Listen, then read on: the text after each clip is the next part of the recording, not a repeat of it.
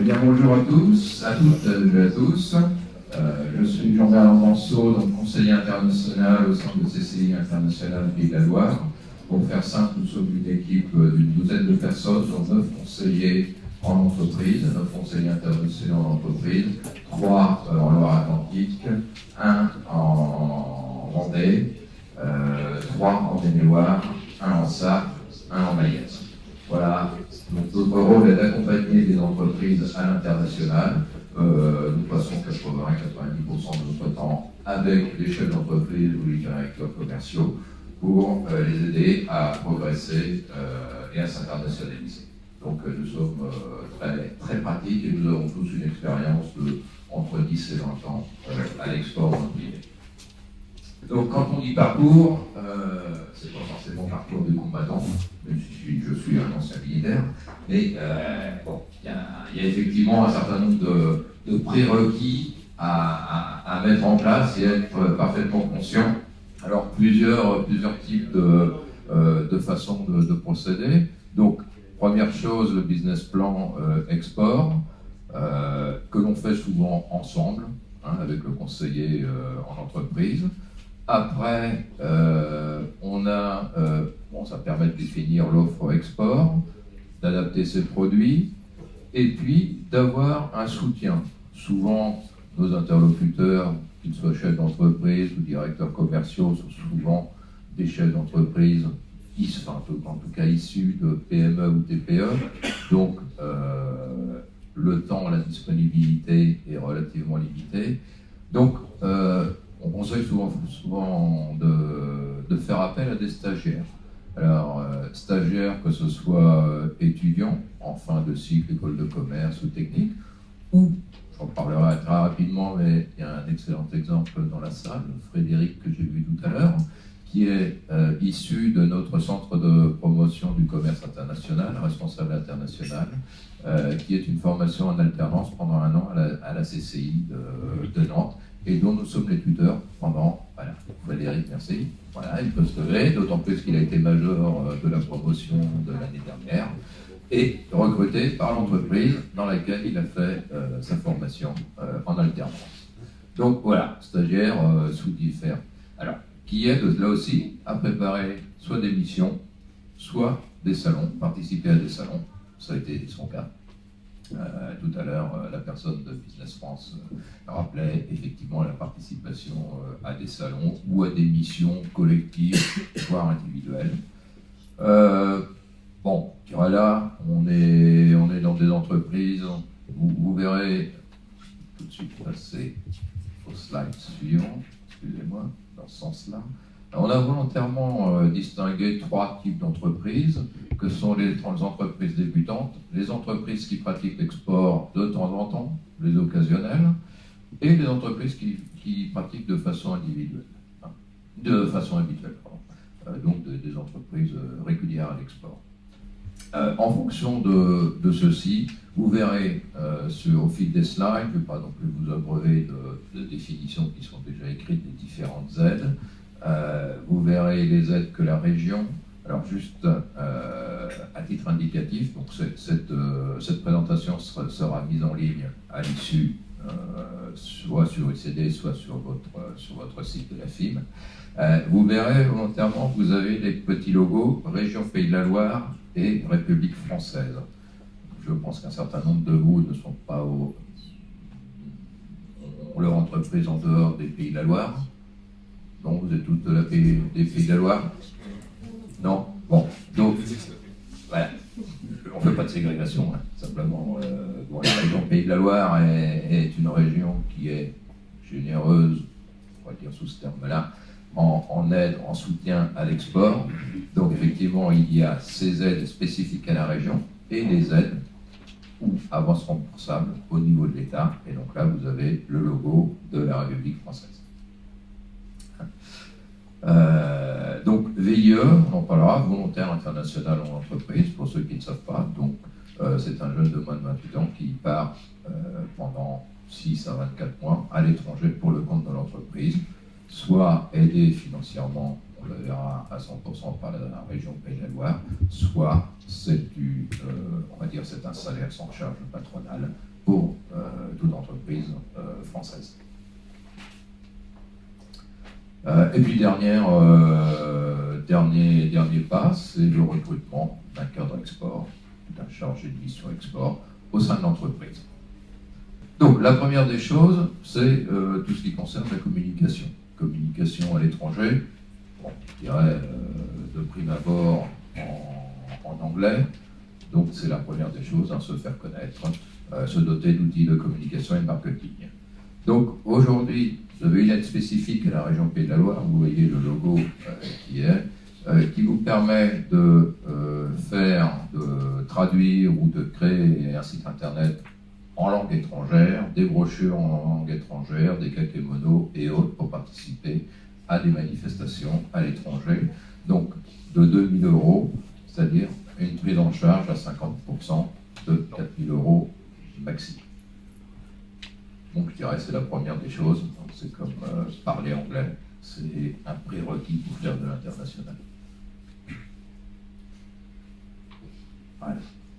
Je vous parlais tout à l'heure d'aide Junior Export ou Excel Export.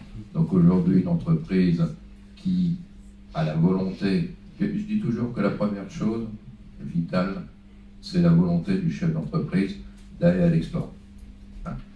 Après, on arrive, que ce soit au sein de la région Pays de la Loire, qui a des aides un peu plus conséquentes que d'autres régions, ou avec la COFAS ou d'autres aides de l'État, mais la première des choses, c'est la volonté du chef d'entreprise d'aller à l'international. Après, on va trouver des aides pour accompagner le développement. Donc l'objectif, c'est d'avoir une ressource humaine dédiée, puisque je pense qu'un bon nombre d'entre vous sont des PME, voire des TPE, donc le temps est relativement limité. Donc c'est de faire appel à un étudiant, nous sommes les tuteurs, que ce soit un étudiant classique d'école de commerce, éventuellement de formation nautique, ou de notre centre de formation, le récit, dont est issu Frédéric. Donc je vous ai indiqué les coûts. Soit à peu près 2 000 € pour l'entreprise sur une année, hors les frais de déplacement liés à ses missions. Et pour un stagiaire classique, c'est pris en charge par la région Pays de la Loire. Là aussi, la région Pays de la Loire, en parallèle, permet de financer des études de marché. Vous aviez tout à l'heure, les 3 interlocuteurs que nous avons sont Business France, les bureaux de Business France à l'étranger, des chambres de commerce françaises à l'étranger, ou des cabinets privés, français ou étrangers, qui peuvent intervenir. Et donc là, la région finance jusqu'à 80% de 5 000 € pour une étude de marché sur une destination. Sachant que vous pouvez en cumuler jusqu'à 6, puisque vous avez droit jusqu'à 30 000 € sur 2 années consécutives. Voilà. Dans la foulée, je dirais, une fois l'étude de marché réalisée, soit en interne, soit en externe, c'est participation à une manifestation internationale, donc soit participation à un salon, soit à une visite, rencontre avec des distributeurs, des clients potentiels directs, organisés par Business France, une chambre de commerce française à l'étranger ou un cabinet privé. Et donc là, la région vous accorde jusqu'à 10 000 € par an sur 3 destinations différentes. De là, s'accompagne aussi, bon, ça a un coût. Vous avez la prise en charge de tout ce qui est organisation de missions, participation au salon, pris en charge par la région, ceci dit, tout ce qui est déplacement, frais d'hôtel et autres, éventuellement transport de marchandises. Eh bien, vous avez, pour les entreprises débutantes, l'assurance prospection à 3P, ligne de crédit de 30 000 €, garantie à 65%. C'est-à-dire que c'est un risque, c'est une garantie contre le risque d'échec commercial. C'est-à-dire que ça vise à encourager les dirigeants de TPE ou de PME à dire voilà, je prends un risque, je le prends à hauteur de 35% pour mon compte, avec un décalé de remboursement sur recette de 2 ans. C'est-à-dire qu'aujourd'hui, vous dépensez, admettons, la totalité, 30 000 euros, vous serez remboursé à la clôture de l'assurance qui est au maximum de 1 an, mais que vous pouvez clôturer quand vous souhaitez, de 65%, c'est-à-dire que vous recevez de la COFAS, en l'occurrence l'État, 18 000 euros à peu près. Et 2 ans après, on vous demandera le chiffre d'affaires réalisé à l'export, c'est-à-dire sur le monde entier. Et là, suivant que vous soyez en produit, ce qui est sans doute le cas de la majorité d'entre vous, 7% des recettes à rembourser à la COFAS. S'il y a 0, vous conservez les 18 000 ou 18 500 euros que vous mettez en résultat exceptionnel à la fin de la 3e année, sur laquelle, bien sûr, vous serez assujetti aux impôts, mais vous n'aurez pas remboursé ce que la COFAS vous a annoncé. Voilà, c'est le tableau de synthèse. Aujourd'hui, bon, on a vu débutant, vous avez un exemple concret qui vient de vous être cité. Vous avez dans la salle Frédéric, qui est un exemple même de ressources humaines spécialisées en formation qui demandent peu d'investissement et qui en plus est une bonne période probatoire à l'issue pour se structurer à l'export. Donc je crois que là, l'entreprise prend très peu de risques. Donc là, vous avez vu les débutantes, les occasionnels, je dirais que madame est dans cette catégorie-là aujourd'hui, hein, mais elle fait toute seule, a priori. Même si vous êtes accompagné de cabinet, vous n'avez pas la ressource au quotidien. Donc après, effectivement, c'est un retour sur investissement qui est à calculer. Mais il existe un certain nombre d'aides qui sont à la fois ponctuelles. Alors il y a donc la COFAS à 3P, vous l'avez dit, qui finance aussi une partie de la rémunération lors des déplacements. 200 euros, vous avez 400 euros par jour quand même pour vous loger, nourrir et travailler le temps des salons. Vous avez en recrutement pour une société qui n'est pas structurée, aujourd'hui la région permet de bénéficier de 60 jours, c'est-à-dire 3 mois, répartis donc à temps plein sur 3 mois, à mi-temps, à tiers de temps ou à quart de temps, avec une personne qui a 10 ans d'expérience, que entre parenthèses nous baptisons senior export, et qui va intervenir, alors soit en tant que consultant, soit en tant que salarié, et la région Pays de la Loire va prendre jusqu'à 10 000 euros de la prestation ou du salaire brut charge patronale sur cette période-là. Donc c'est un bon coup de main qui est donné pour démarrer. Cette personne-là, d'ailleurs, si certaines entreprises sont intéressées, cette personne-là peut très bien travailler pour 2 ou 3 entreprises en parallèle. Et chaque entreprise bénéficiera de 50% de subvention de la rémunération ou de la prestation accordée pendant le temps dégagé. Et puis, après, je dirais, on passe au stade presque définitif, c'est-à-dire la création d'un service export. Et là, on met en place une assurance prospection classique. Vous avez bien distingué, la 3P, c'est assurance premier pas, assurance prospection premier pas. Et là, l'assurance prospection classique.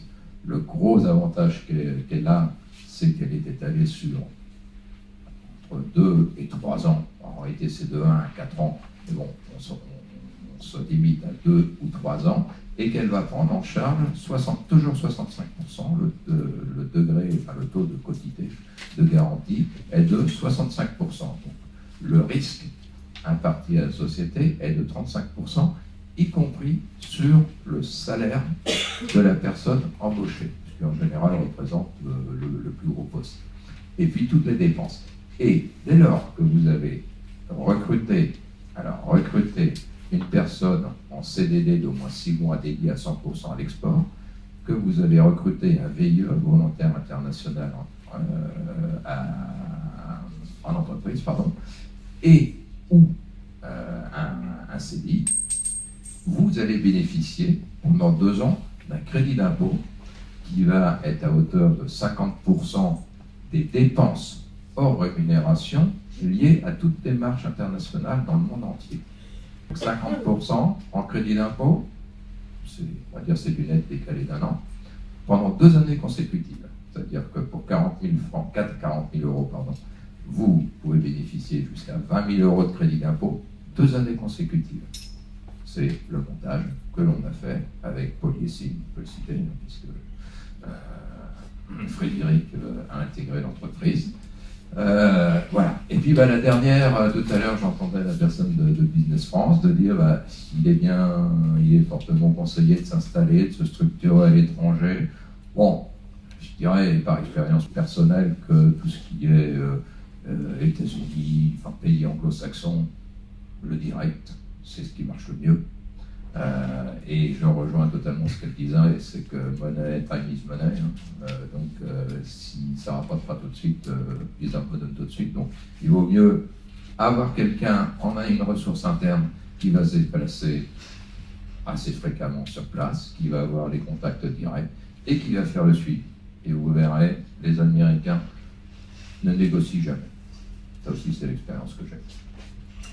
Et puis, dernière solution. Donc, j'ai mis volontairement des croix ou des plus pour, suivant le degré de maturité de l'entreprise, ce qui est fortement conseillé, c'est il y a entre 3 et 5 entreprises, dont là aussi qui sont complémentaires et qui se connaissent, c'est préférable, peuvent là aussi monter un dossier, on monte ensemble un dossier auprès de la région qui va financer une grande partie de la démarche commerciale.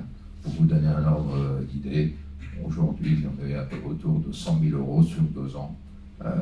À la fois, donc c'est 50% de subvention et 50% non pas du cash apporté par les entreprises, mais aussi une grande partie du temps valorisé de personnel, que ce soit en développement, que ce soit en partie commerciale, bien sûr, ou salon.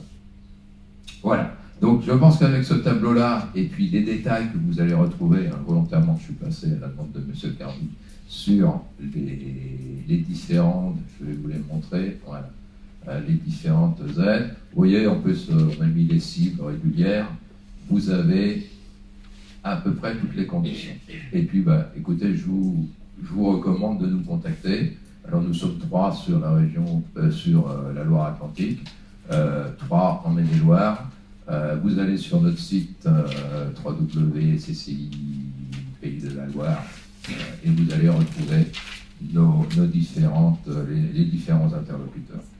Aujourd'hui, on échangera après concernant qui pourrait vous accompagner, puisque vous ne l'êtes pas encore.